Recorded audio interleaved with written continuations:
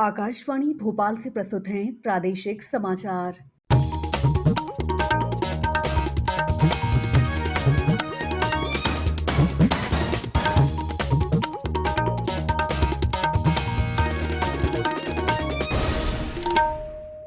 नमस्कार, समाचारों के साथ मैं दीपा सिंह। पहले एक अपील। कोरोना संक्रमण के मद्देनजर सभी श्रोताओं से अपील है कि लापरवाही न बरतें, सभी एहतियाती उपायों का पालन करें और पहला टीका लगवा चुके 45 साल से अधिक उम्र के लोग सही समय पर दूसरा टीका लगवाएं। 3 आसान उपायों का पालन करें और सुरक्षित रहें। मास्क लगाएं, 2 गज की सुरक्षित दूरी बनाए रखें, बार-बार हाथ धोएं और साफ सफाई रखें। सबसे पहले मुख्य समाचार। प्रदेश में कल से होगा अनलॉक। संक्रमण की दर को देखते हुए मिलेगी छूट। सेंट्रल विस्टा एवेन्यू के निर्माण कार्य रोकने की मांग खारिज। अदालत ने याचिकाकर्ता पर लगाया 1 लाख रुपए का जुर्माना। कोविड महामारी के दौरान लोगों की सुविधा के लिए केंद्र सरकार ने जारी किए हेल्पलाइन नंबर और सिवनी जिले में मनरेगा योजना के जरिए पथरीली पहाड़ी पर बनाया नीमधाम। अब समाचार विस्तार से। कोरोना संक्रमण से लोगों के बचाव के लिए प्रदेश में करीब 2 महीने से चल रहा लॉकडाउन कल से खुल जाएगा। विभिन्न जिलों में आपदा प्रबंधन समूहों की बैठक में तय किया गया है कि हफ्ते में 5 दिन दुकानें खोली जाएंगी। वहीं शनिवार और रविवार को कोरोना कर्फ्यू रहेगा। दुकानें रात 8 बजे के बाद नहीं खुलेंगी। होटलों और रेस्टोरेंट में भी बैठकर खाने की अनुमति नहीं दी जाएगी। भोजन पार्सल के जरिए रात 10 बजे तक बुलवाया जा सकेगा। अनलॉक के दौरान स्कूल, कॉलेज, सिनेमा हॉल और शॉपिंग मॉल बंद रहेंगे। उधर राज्य सरकार ने भी कल से सभी शासकीय कार्यालय 100% अधिकारियों और 50% कर्मचारियों के साथ संचालित करने के आदेश दिए हैं। ये आदेश 15 जून तक प्रभावशील रहेगा। पन्ना में आज कोरोना संकट प्रबंधन समूह की हुई बैठक के बाद जिला दंडाधिकारी संजय कुमार मिश्र ने कल से आगामी 15 जून तक के लिए जनता कर्फ्यू में शर्तों के आधार पर ढील दी है। इस बैठक में खजुराहो सांसद विष्णुदत्त शर्मा और प्रदेश के खनिज साधन मंत्री बृजेंद्र प्रताप सिंह भी शामिल हुए। बैठक के निर्णय के अनुसार एसडीएम ग्राम और वार्डों को ग्रीन, येलो और रेड जोन में चिन्हांकित करेंगे, जिसमें से ग्रीन और येलो जोन में जनता कर्फ्यू में ढील रहेगी। शेड्यूल में दुकानें सुबह 9 बजे से शाम 5 बजे तक खुलेंगी। देवास में विवाह में दोनों पक्षों के मिलाकर अधिकतम 20 लोग ही शामिल हो सकेंगे। धार में सभी राजनीतिक, सामाजिक, खेल, मनोरंजन, धार्मिक आयोजन बंद रहेंगे। गुना में सभी सिनेमाघर, shopping mall, swimming pool, theatre, picnic spot, auditorium, सभागृह, सार्वजनिक पार्क, जिम बंद रहेंगे। 1 जून से मार्केट को पुनः खोलने के लिए नया प्रयोग करते हुए भोपाल में कोविड सेफ्टी टीम बनाई गई है। इस नई व्यवस्था में नगर निगम, राजस्व और पुलिस के अधिकारियों को जोड़ा गया है, जिसे मार्केट के अलग-अलग हिस्सों की जिम्मेदारी दी जा रही है। ये टीम देखेगी कि दुकानों में कोरोना गाइडलाइन का पालन सुनिश्चित किया जा रहा है या नहीं। चिकित्सा शिक्षा मंत्री विश्वास सारंग ने आज राजधानी के न्यू मार्केट में व्यापारी वर्ग को आमंत्रित कर कोरोना की नई गाइडलाइन का पालन सुनिश्चित करने की सलाह दी है। दिल्ली उच्च न्यायालय ने उस याचिका को खारिज कर दिया है जिसमें कोविड महामारी के अत्यधिक फैलाव वाले समय में सेंट्रल विस्टा एवेन्यू पर निर्माण कार्य रोकने की मांग की गई थी। न्यायालय ने याचिकाकर्ता पर 1 लाख रुपए का जुर्माना भी लगाया है।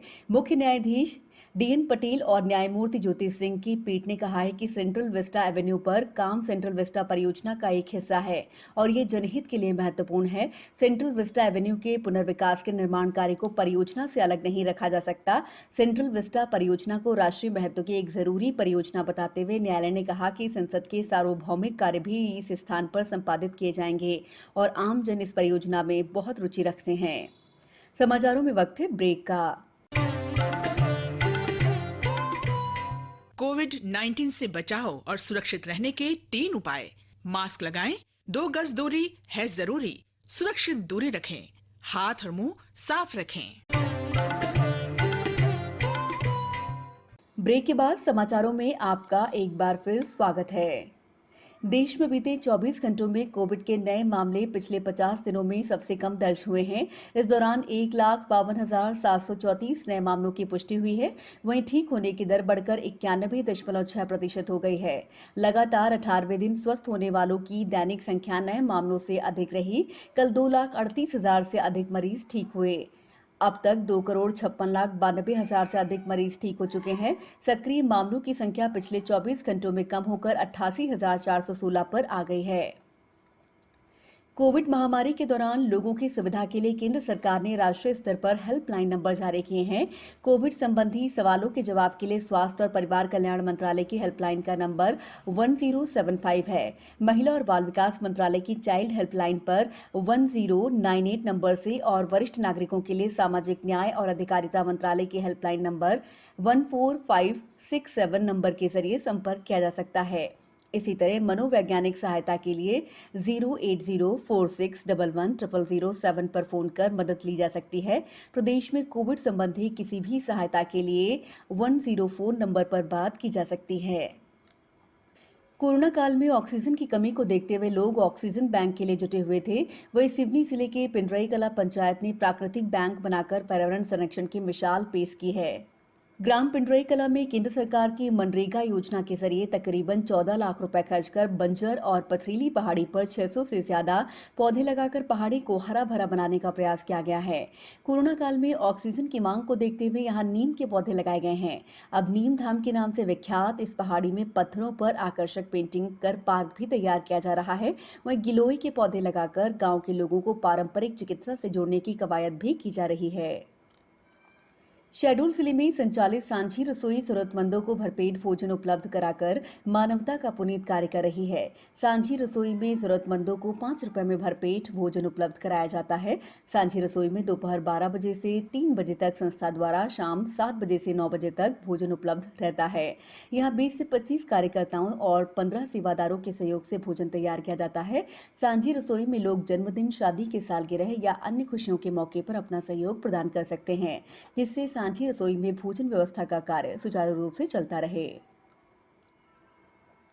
एशियाई मुक्केबाजी प्रतियोगिता में भारत की पूजा रानी ने स्वर्ण पदक हासिल किया है। प्रसिद्ध मुक्केबाज एमसी मैरी कॉम, लाल बुआसाही और अनुपमा को रजत पदक मिला। दुबई में चल रही प्रतियोगिता में टोक्यो ओलंपिक के लिए क्वालिफाई करने वाली पूजा ने 75 किलोग्राम वर्ग में उज्बेकिस्तान की मामरुदा मेल्दोनोवा को हराकर भारत को पहला स्वर्ण पदक दिलाया। इससे पहले 6 बार के विश्व चैंपियन मैरीकॉम फाइनल में 2 बार की विश्व चैंपियन कजाकिस्तान की नाजिम कायज एबे से हार गईं। अब कुछ समाचार संक्षेप में।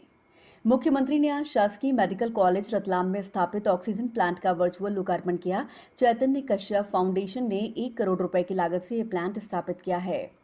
महात्मा गांधी चित्रकूट ग्रामोदय विश्वविद्यालय के कृषि संकाय ने कल दोपहर 3 बजे से देश की आर्थिक स्थिति बढ़ाने में डेयरी की भूमिका विषय पर ऑनलाइन संगोष्ठी का आयोजन किया है। शहडोल जिले में अब कोरोना के एक्टिव मरीज 107 रह गए हैं, जबकि बैतूल में आज 19 कोरोना पॉजिटिव मिले हैं। रायसेन जिले के बरेली में सहकारी बैंक से रुपए निकालकर बैठे किसान के थैले से 4 लोगों ने 2 लाख रुपए चोरी कर लिए। अशोकनगर जिले में कल से कृषि उपज मंडी प्रतिदिन खोली जाएगी। शिवपुरी में एसडीएम ने शहर के विभिन्न मार्केट में पहुंचकर सभी दुकानदारों को कोरोना के पालन की सलाह दी। गुना कलेक्टर ने अधिकारियों को निर्देश दिए हैं कि कोई भी व्यक्ति रिटायरमेंट के उपरांत पेंशन के लिए न भटके। बुलेटिन के अंत में आप सभी से एक अपील, मास्क और 2 गज की दूरी, हाथ धोना भी है जरूरी। नमस्कार।